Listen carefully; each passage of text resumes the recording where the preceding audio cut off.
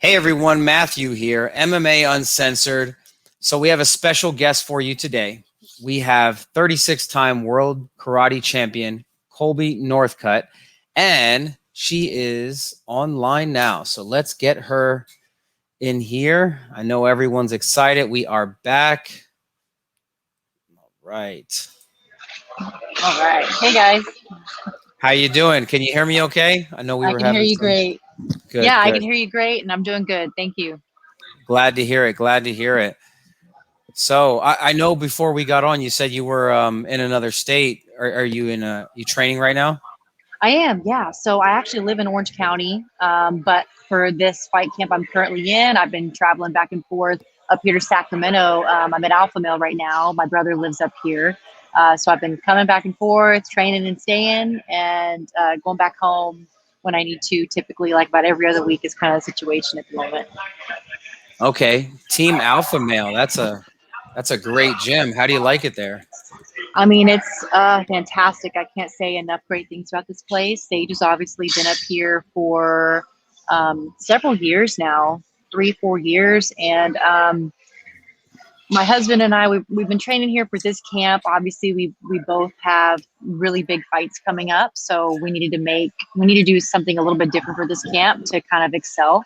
And with the whole COVID situation, things are kind of funky back out in the Orange County, LA area, with gyms being closed still. And we're having trouble finding a lot of training partners at the moment too, back at home. So, Urijah Faber's been awesome, super welcoming. Say just like come stay at my place. So we've been coming up here for the majority of our camp, and I could not be happier with how the progress is and how much we are improving. It's phenomenal. Awesome, awesome. So good to hear. Yeah, I've only heard Yeah. really good things about that place. Yeah, it's a great gym. Okay, so you said you're getting ready for your fight. How's the training going? I mean, it's great. We're kind of on the home stretch, a little bit past halfway. So I got about 4.5 weeks left until fight day. So I'm super happy. In great shape, obviously on weight. With one, you have to be on weight and hydrated. So everything else is good. Just focusing on fine-tuning little details of getting better, which is what I'm doing here. Great, awesome. Yeah. So, as I brought you on, I said 36-time karate world champion. I don't think I've ever spoke to anyone who is a 36-time karate world champion. So tell me about that. How does that feel? Yeah, thank you. It's great. And actually, the only other person I would say that has more than me, more world titles in sport karate specifically, is Sage. It's your Which is brother. funny. Yeah, he's Is my 77 brother. time. Yeah. Yeah. So I say 36 because I only count, and I like to only count my fighting world titles. I don't know if you know anything about sport karate, but basically you can go to a tournament, you can compete in different weight classes, different style of fighting. You can also compete in different kind of forms and styles of forms. So we go to a tournament and compete, and I would compete in 8, 9, 10 different divisions, from team fighting, full contact, point sparring, all these things, to your traditional forms, creative forms, your weapons, all different things. So that's how I guess it was one of those things in sport karate to where we didn't just focus on one thing. We kind of did everything, and we're kind of good at everything. That's how there's so many. Well, I read But it was somewhere that awesome. I read that you had like 79 world titles. I do. Yeah. So specifically, there's only 3 different types of divisions in sport karate fighting that you can do, but there's a whole plethora of types of forms. So 36 of them are fighting. The remainder of the 77 and 79 that Sage has are forms and weapons and things. Cool. Yeah. So the brother sister duo, since you brought him up, I'm going to ask, how does Yeah, that go for it. feel? I mean, badass dad, badass brother, Yeah. how does that feel? I think I'm very obviously blessed and fortunate to have Sage because, I mean, I started karate when I was 7 and Sage was 4. So we've been doing this together our whole lives. So he's been, from little kids, my number one training partner, but also my biggest competitor. And it's really awesome to have a sibling that's as competitive, if not more than you are, to help push you and make you grow. And it's even better that we ended up both venturing out and doing MMA because we can help each other in different aspects. So it's like, when you're living at home with your parents and you're, a kid, teenagers, like you always have a training partner 24/7, which is fantastic. You can train any time in the day and you have somebody that wants to do it with you. I think it's really cool too, because we're also very close and we're basically, best friends, if you want to say that. We do everything together and it's awesome. And he's made me a lot better as an athlete than I feel like I would be able to on my own. Awesome. Yeah. I know you guys are both inducted into the Black Belt Magazine Hall of Fame. Yeah, you've done your research. Yeah, really cool. I've actually followed you two. That's awesome. I was actually a big fan of your brothers. Well, not going to say cool. It was M. Yeah. I've done karate, I've done MMA, wrestling, and you follow the people that are actually, doing it a lot bigger than you are, obviously. Yeah, that's something that not a lot of people know about. So that's really cool that you pointed that up. That was a really big accomplishment for both of us. It's funny because I feel like that specifically, Black Belt Magazine Hall of Fame, which was awesome. And then for Sport Karate, I was on the cover of Sport Karate magazine. Both things were really big for me at the time when I was so young, and I accomplished those, and that was great. But then, so I was like, yeah, I'm the youngest person to do this, youngest person to do that. And then sure enough, right after me, even though I got it first, Sage goes and gets inducted, or Sage is on the cover. So then it's like, that's great, I got it first, but he's technically younger than me, so it's more impressive. So we're always like that. It's neck really and cool. Neck. Yeah. Does one ever say, "Oh, you've got it now, I have to get it," or do you just push each other, hard to try to accomplish things like that? When we were kids, we were like that. But then he grew, and I wasn't the big sister anymore. So obviously, as we've gotten older, we've matured, and so he's obviously, my younger brother, but he pushes me more so than I feel like I push him like I used to. Okay. Now. Awesome.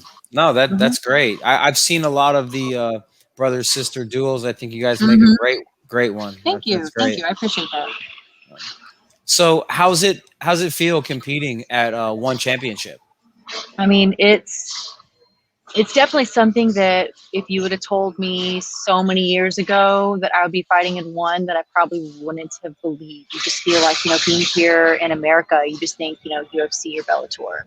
But one has been such a huge blessing and breath of fresh air for us. I can't say enough great things about it, from how they run their company and their promotion to how nice and fantastic everybody in the company is, to even Chatri himself. Like, the company's fantastic. And I feel like they have the right idea with how not only to treat their athletes, but how they go about from the weight cutting and the health issues, trying to keep their fighters safe. There's so many different things, from the hydration aspect that not only keeps the fighter safe, but it makes the fights more entertaining. If you're fully hydrated and you're not cutting your weight, it's like every fight is freaking fantastic over there. So I'm very happy to be over there, not only for all those reasons, but it's awesome to get to travel and see the world and to experience all these different things I didn't think that I would be. Yeah. No, well, really of cool. course. Yeah, and I was just talking to somebody about that. When you're cutting 30 pounds before a fight, you're not even giving 50% of your performance. Exactly. So if you're on weight, you're gonna give it all you got. Better for the fans. You're exactly right. It's really cool. And I don't know if they actually technically do this. I gotta look more into the rules. I know that there's some things where they kind of still have some old school pride rules for, like, you can knee and head on the ground. But I don't necessarily know about the red carding. I've heard, I can maybe find out some more details about that. But basically it's more motivation for the fighters to be entertaining. If you stall, it's like you'll get red carded. I don't know if they still do that or not. But in my mind, I'll pretend that so I can be more entertaining. Okay. Looking forward to seeing you. Looking forward to seeing this fight. Yeah, thanks. I'm really happy. It's been obviously basically a year and a half, November 2019, since I last fought. I was supposed to fight in March of last year, but then COVID happened. So I kind of just threw like a monkey wrench into everything. So I'm happy to be able to fight on this card. And then it was also, I guess, a good time for Sage to kind of continue healing up so we can be on the same card together, which I'm really excited for as well. Oh, that's right. You guys are going to be on the same card. Mm-hmm. Yeah. Okay. That's pretty cool. Yeah, I'm looking forward to it. We've fought together before on several amateur cards back when LFA and Legacy had their amateur series. We did all of our amateur fights with them and had, fought on the same card multiple times, but it's been several years since we've fought on the same card together. So I'm very excited to be doing that. Awesome. So did the whole COVID pandemic thing, did that affect your training, dramatically, besides obviously not fighting? I mean, it did a little bit in a sense to where LA specifically is so freaking strict with everything in their rules and shutting down, and they're closing down gyms left and right. So you have to find people that wanted to train, that were serious enough to train, that, would take that risk, but then places you can train too. We're very fortunate, my husband and I, that we have our own karate school. So we have our own gym, our own dojo that we can train with mats. It was just a matter of bringing bodies in and people to train with aside from, family. So it did kind of restrict a little bit in the beginning, especially when you don't really know how serious COVID is and stuff. But then as things started to kind of get back to normal, gyms started opening up and more people were kind of coming out of the woodwork and like, yeah, I'll train. I'm not afraid like I thought I was. And it started getting the ball rolling. But man, up here, it's freaking awesome. There's like 50 people in a practice every single day. And you got bodies like just coming left and right that you can train with, which is why one of the reasons we are traveling up here so much too. Nice. 6 feet apart, I hope. Can't really do that. I mean, hey, my range and my distance, that's the goal, 6 feet apart. Yeah. But I mean, you do have to, I mean, this is your livelihood as an MMA fighter. That's how you make a living. You got to take those risks. Mm-hmm. And it's just going to come with it. I mean, we test as often as we can. I know that when we are at home and we're in Orange County, we train with the training lab. So we're up with Sam Calavita. We've got, obviously I know it's a conflict of interest, but TJ Dillashaw's up there, Bellator champ, Juan Archuleta, all those guys. So we're up at training lab. We're training with them in the garage, and we do have to test every day to train. So that's a little bit something that's a little bit different too. Is like you're testing every day to train up there because we have some really close people with us that got super sick. So they're taking it very seriously. And then up here, it's kind of the opposite. Yeah. If that makes sense. So you got both ends of the spectrum, but that's why we're kind of doing it both ways. No, well, of course. I mean, you got to take it serious, Right. But with your profession, you're not going to be able to kind of stay as far away as you'd like, or even if you don't Exactly. Exactly. Right. Yeah. It's something that you just kind of have to suck up and accept, because I mean, if you're scared of getting close to somebody, it's like you're never going to fight. So you just got to do it. Okay. So what are your expectations for this fight? I mean, obviously I feel like every single person would say, I want to go out and finish your opponent. That's just standard. It's interesting because I see a lot of stuff online all the time. A lot of people I try not to read comments and I try not to look at that kind of stuff, but sometimes you can't help it. It's like the last opponent that I fought was significantly shorter than me, which is something that everybody will comment and say that it's not a fair matchup. It's not this, it's not that. We do weigh in hydrated, and I do walk around naturally very light. I walk around on weight. So if I try to cut any lower, obviously I can't do that. But and I don't want to go up a weight class because I've done that before, and that was a mistake because I'm too small. This opponent that I'm fighting in Savannah, she's also obviously going to be taller than every person that I face. I think the goal for any person that would be shorter that I face is obviously going to try to take me down. It just makes sense. I'm a tall, long striker. And that's what I like to do. And that's what I feel like is my best asset. So, I mean, I'm expecting her to want to try to close the distance, get me on the cage, take me down. She just had a fight in January and fought a girl that was about my height, 5'9", and did the exact same thing. Took her down, held her down on the fence, held her on the fence, took her down, had her ground control for the entire first round. Second round, she got her down and then finished her. So that's going to be my mindset. This is what she's going to try to do to me. So I've been obviously up here wrestling a whole lot, training with Marquinhos back home, working on my wrestling, working on my grappling, anticipating that. But the goal is to keep it on the feet, use my distance, my range, and keep her at bay to where she can't catch me. Nice. Yeah, I know. Yeah. I was watching some of your fights, and your striking is amazing. Oh, well, thank you. I mean, I still have a lot to improve on, obviously. I've only had a couple pro MMA fights, so I have a lot to improve on, / I don't have a lot of experience. My last fight was actually the first time I went a full 15 minutes in the cage. I'd never actually gone that far for the full time. So, I mean, I'm still a baby in the game, but I feel like I'm learning really fast. And with that being said, every opponent needs to continually get harder and harder as it goes forward. How'd that feel going the distance in one of your fights? You know, it felt good, actually. I was thinking after that first round, like, man, I was squeezing the life out of her neck with that triangle, going back to armbar, working those transitions and squeezing. I didn't know how my legs would feel, but my cardio was great. I can't say enough about anything. I mean,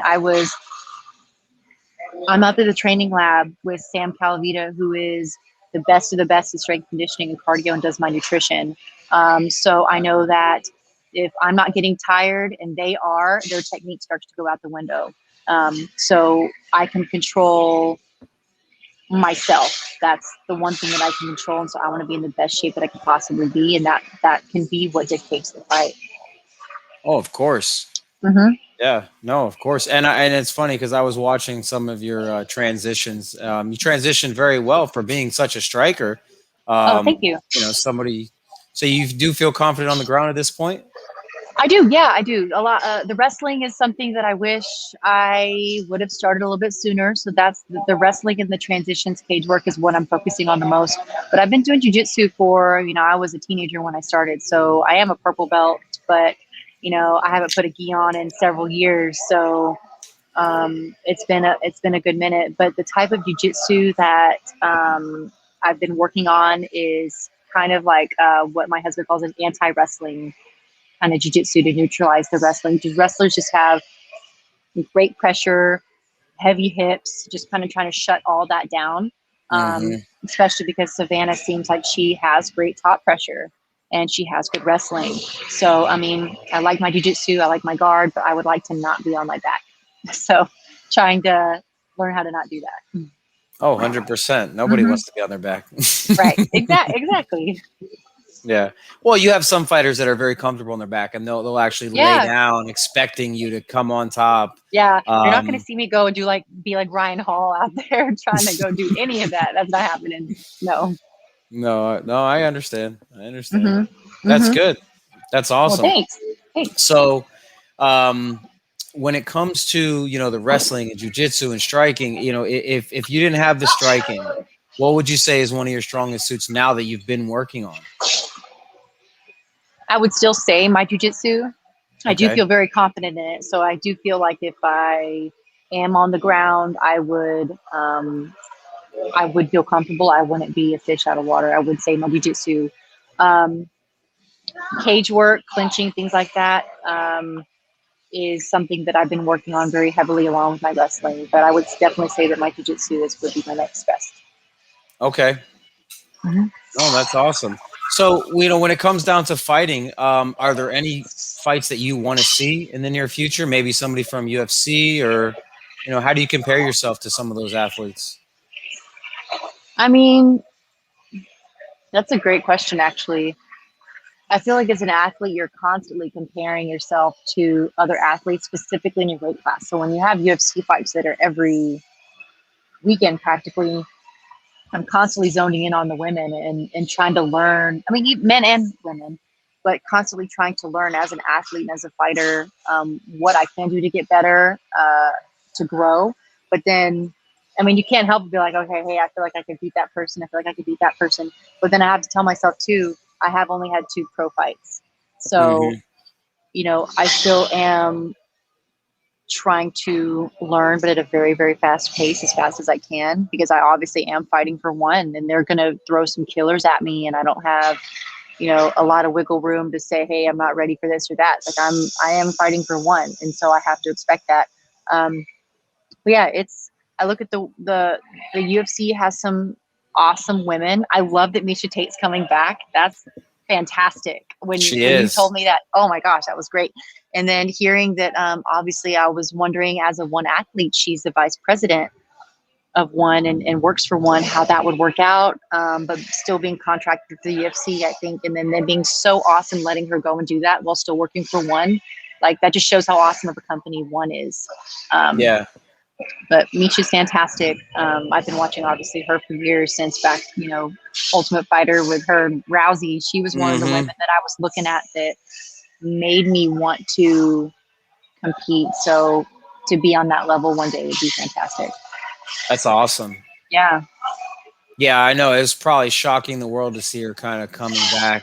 Yeah. And didn't Marion Renault say that was going to be her retirement fight too? Did she say that? I didn't see that comment. I did see that Ronda totally Rousey's not coming back. Yeah, there's no way Ronda would come back. No, Yeah. that would be really cool. I'd love to see her and Misha go again, but Yeah. hey. So, I mean, when it comes to the level that you're on, I mean, you see yourself on that kind of level, like a Ronda Rousey, Misha Tate, man, and you see yourself on that level?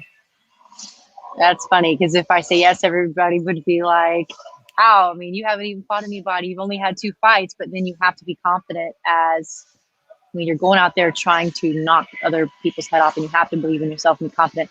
I do see myself getting to that level. Absolutely. And if you put me in a cage with one of them right now, obviously I would do everything that I can. Anybody would.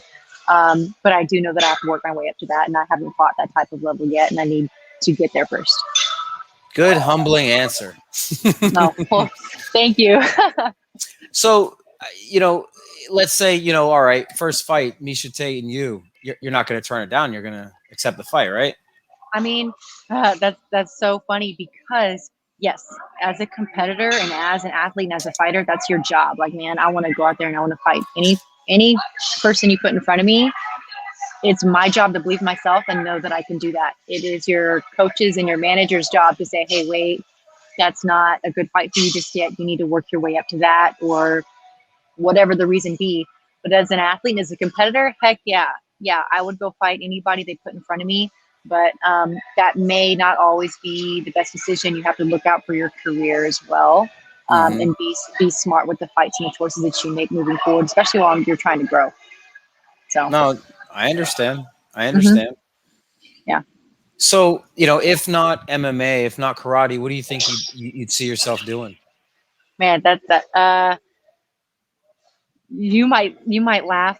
Journalism. I saw that you had a degree. Yeah. I went to school when I was 18, and it was go to college right away or train. I decided, man, I want to train. I had a bunch of amateur fights, and I wanted to do that. I did end up going back to school, but I would love to be, some kind of journalist, sports reporter, something along the lines. Obviously, like, I'll just say Megan Levy, or even like what Misha's been doing for one, something along the lines of, I love what I do as a sport, but reporting is something that I've always wanted to do too.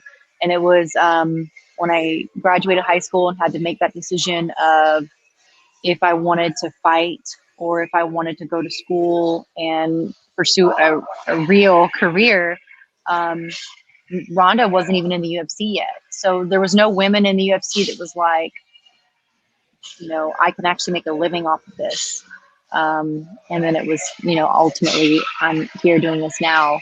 But yeah, if I wasn't doing anything like that, I would love journalism, anything with sports, newscasting, reporting, things like that. MMA would be great though. I did see that, and it raised my brow, and I said, wow, I can't ask her about that. I mean, and you brought it up. Yeah, no, I thought that was cool. Yeah, definitely. And I think that like, even when I am years down the road finished competing, I would still love to venture into something of that field after I'm done fighting as well. Maybe come host with us. Hey, yeah, that'd be good. Right? Yeah, for sure. So let me ask you this: Uh-huh. when you're training and you're in your camp, do you ever Mhm. like train with your brother at times? I mean, you guys ever say, hey, let's spar together? Iron sharpens iron. How does that work? Yeah, I mean, when I'm in the camp and he's not, we do a whole lot more of that. He's doing a lot more of helping me one on one. I obviously know I'm not a man of his size and caliber to really benefit him and help him in that aspect. So Hmm. we have been training together. We've been up in the gym every day training, but we do have our own individual partners and people that we train with. Cool. He's fighting somebody stylistically completely different than I am. So we do a lot of drilling and a lot of reps and stuff together, but sparring and stuff, not as much, unless it was just me focusing on myself. Now that he's getting ready for somebody else, I mean, I can't help him as much. Yeah. Well, it's all mental too. You know that. So you're there. Yeah. Mental support is great as well. Right. Absolutely. I mean, it is nice to have family relationships that know what you're going through and understand what you're going through and do the exact same thing. It's extremely helpful. Oh, exactly. Hmm. So where do you see yourself in, 2, 3 years, maybe 5 years from now? Do you still see yourself, you know, I do. Yeah. I still see myself fighting. I'm still young, but one right now doesn't have a women's flyweight MMA champ. They're working on building that division. So my goal would be to be the future of that division. So I would like to and fight as much as I possibly can, help grow that division in that weight class, and eventually be the first women's one flyweight champ in MMA. That's the goal right there. awesome. Awesome. Well, that takes away asking what your goals are for the sport. Yeah, no, that's it. I mean, I don't know. I mean, there are some fighters out there that like, man, I just want to go and say I'm a UFC fighter. I just want to go and fight because it's fun. But I think the real competitors and the real athletes, they get into it saying they want to be the champ. That's like the end goal. That's what everybody works for. I mean, I feel like you want to be the best at what you do, especially in such a competitive sport. So to not have that as a goal in my mind is like, then why are you doing it? You ever say to Yeah. yourself, what's next? I've done it. I've accomplished it. What's next? Yeah, I mean, I do say that sometimes. Right now, my husband and I, we do own a martial arts school, so we do have a business as well. So when we're not training and we're not focusing on our camps, we're pouring into our business and we work with kids. So, I mean, we have a Awesome. karate school to where teach kids karate, kids as young as 3.5 years old. We have an after school program. We have vans and buses. We go and pick up kids from elementary schools, bring them back out of daycare. So That's great. we invest a lot into our community with our kids. Um, and I mean, it's amazing. You see kids that we've had at our school for 5, 10 years, really, really little, 3, 4, 5 years old, grow, and you get to see just them shape into awesome young men or women that they are. It's really, it makes you feel really good. So whether I'm fighting or not, obviously I still want to be a mom one day too. And I do know that that's got a little bit of a timeline. So when you say 5 years, that would be, lower mid 30s for me when I would want to probably start thinking about that at least. And then we have a business as well. So I got other things to focus on aside from fighting when I'm done. Awesome. So how does it Yeah. feel owning a karate school? I know you grew up in a karate household. Yeah. How does Yeah. it It's great. feel? Was that a dream of yours one day? No, that's not something I really thought I wanted to do. I've been around them my whole life. I never wanted to be just your normal cookie cutter karate instructor that was just, I own a karate school because there's one around every corner. But that's actually how I met my husband. And he's from Sport Karate as well. And he's had his business for 20 years now. So he started it when he Oh, was a nice. brand new, he started it when he was a brand new baby, 18, 19 years old. And so he's had it and it's been established for so long that when we got together and then married, I kind of am, just welcomed into the family. And so now I run the office and all the numbers and I do the kind of the back end of the work and after school program and stuff while he's on the actual floor teaching. Um, but it's awesome me doing it alongside him. But no, I never, if I was not married to him, I would not be opening up a karate school on my own. I'll just say that. But I do love it. Well, what parent wouldn't want to take their child to a karate school where there's a 36-time world champion? I mean, That's funny because a lot of our kids and a lot of our parents don't even know the caliber of sport karate achievements that we've had, and or even Raymond, my husband, the level that he's on is phenomenal. Like, they have no idea that he's Raymond Daniels in sport karate. That's like, really big.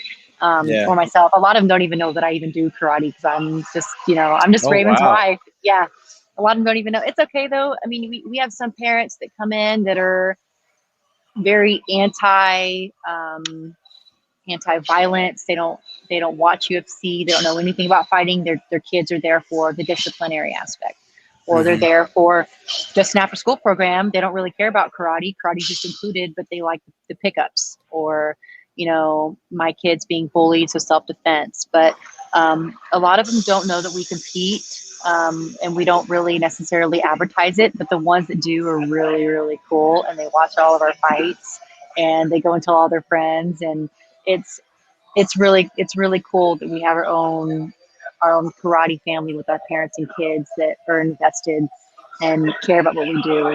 It's really nice. Yeah, I mean, it's got to feel Yeah. good being a certifiable badass. I mean, Hey, I like that. I'm gonna actually take that. That's funny.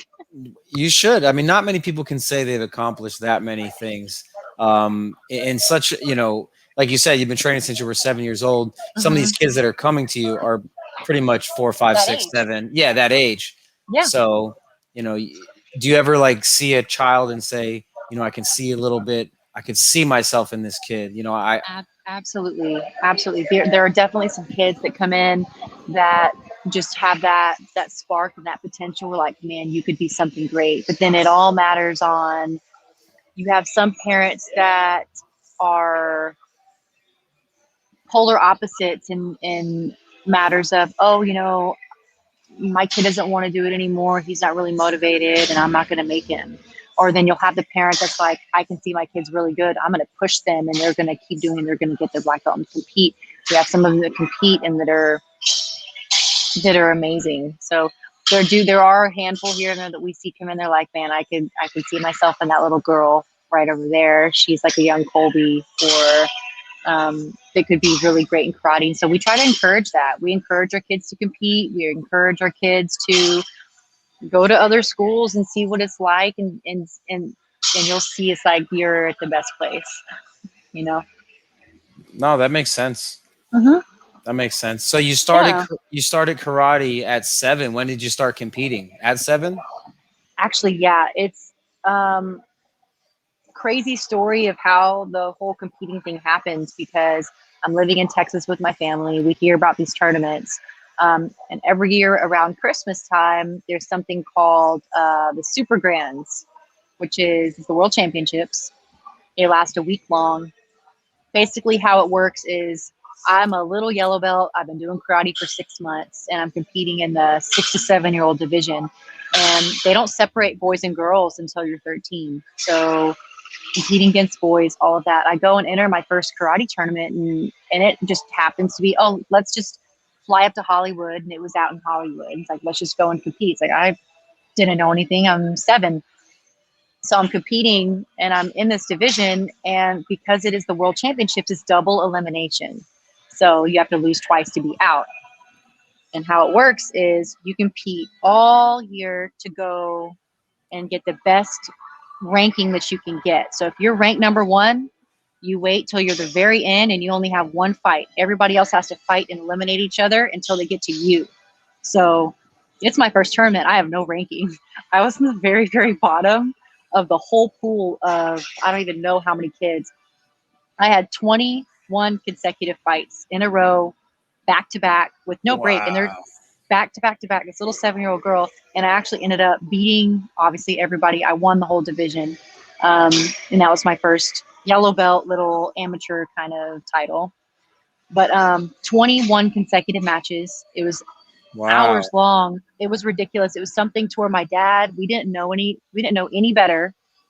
And it was something that my dad was like, I am never going to let you go through that again.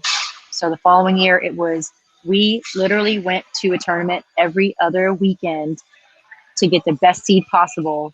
So the following year, it was, I'm number one, I'm at the top, everybody's got to work their way to me. And that's when we started really competing. I mean, I was a yellow belt. I was a 7-year-old little girl yellow belt, not knowing any better and just going to tournament after tournament after tournament. And it was like that all the way from then through high school. And it was something that we were gone every other weekend competing. And that was our life for sport karate. It was amazing. But I do know that, I look back now as an athlete, like, man, I wish I wrestled in high school. Now knowing that I'm in MMA, or I wish I could have done this or this, but I know that myself, my brother, we wouldn't be in the position that we are in if we had done it any differently. So we didn't have a normal childhood, but we are very grateful for it. So that strikes an interesting topic. You said you didn't have a normal childhood, obviously being so structured into a sport. Did you ever say to yourself, this isn't for me, Dad, I want to go hang out with my friends? I mean, how did that work? Yeah, there were so many times. I mean, I'm a teenage girl and I'm like, man, I didn't get to go to prom. I was at a tournament in Mexico of all places. So there were so many different times where I was like, man, I wanted to stop, but he wouldn't let me. It's where I was mad. But then eventually it's like you realize that your parents do have your best interests at heart and they want what's best for you. There was even a point to where, I was about to be 16 and I wanted a car. And I wanted to get a job. My dad was like, no, training is your job. Competing is your job. Your grades in school are your job. He goes, the value of your car will be determined on how hard you train, how well you compete, and what your grades are. So work on everything else. He goes, and I'll take care of whatever that you need, basically, which I'm extremely grateful for. But that was the value and that was the importance of what he is instilled in us, of the hard work. Like I'm very grateful for parents that were able to invest so much time and money into our sport growing up, because there's so many kids out there that grow up that want to do it and love it, but they can't afford to go to tournaments every other weekend. They can't afford to go and train or pay the monthly dues. And there's some that make it obviously without that luxury, but I'm very grateful that my parents did pour everything they could into me. It made us, the best we could be at the time and where we are now. So very big blessing, actually. No, that's amazing. That's awesome. Like you said, not too many parents even give the time, and your dad's telling you training is your work. That's awesome. That's exactly what he said. Training is your work. And I didn't understand it at the time. I was kind of mad because as a kid, like I want to go get a job. I want my own money. I wanted to feel like I was, somewhat of an adult, but I understand now why he did it. And I'm grateful that he did. Looking back, would you change anything? No, because there were so many times where I thought, man, I want to quit karate. It's like I don't get to go and hang out with my friends on the weekend. I don't get to have a normal life and everything. Obviously, I know that if I had and things had been differently, I would probably be living a totally different life right now. Never would have met my husband. I don't even know where I would be. I probably would. I don't even know. I don't even want to think about that. but yeah, no, I wouldn't change anything. If anything, I would be more appreciative of what I had. Awesome. Yeah. No, that sounds great. No, I can't wait to see you in your next fight. Hopefully we can get you back on here, do a post-fight interview. We'll call this the pre-fight interview for now. Oh, I love that. That sounds great. Yeah. So very cool. Anything you want to tell your fans? Anybody who's going to be watching this? Yeah, actually, April 28th, I'll be fighting. It'll be live on TNT, which is awesome because One Championship is finally breaking the U.S. market next month in April with all their fights. So it'll be live on TNT, April 28th. You can tune in and watch. April 28th. Awesome. Well, I definitely appreciate, you coming on the show, and giving us your time, especially while you're in training. I know that's got to be hard, got to be tough. Yeah, no problem. I got a busy schedule, but definitely wanted to make time for you guys. So I'm thankful you had me.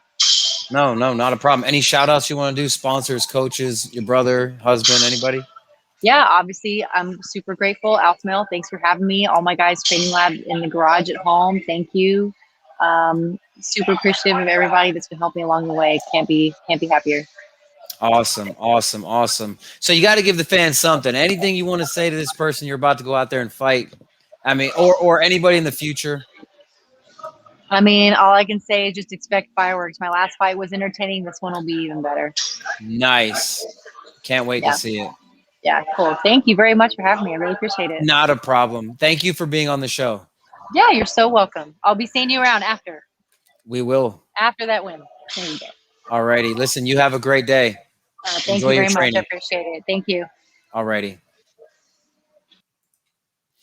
All righty. So you've heard it. You've heard it from 36-time world karate champion Colbey Northcutt.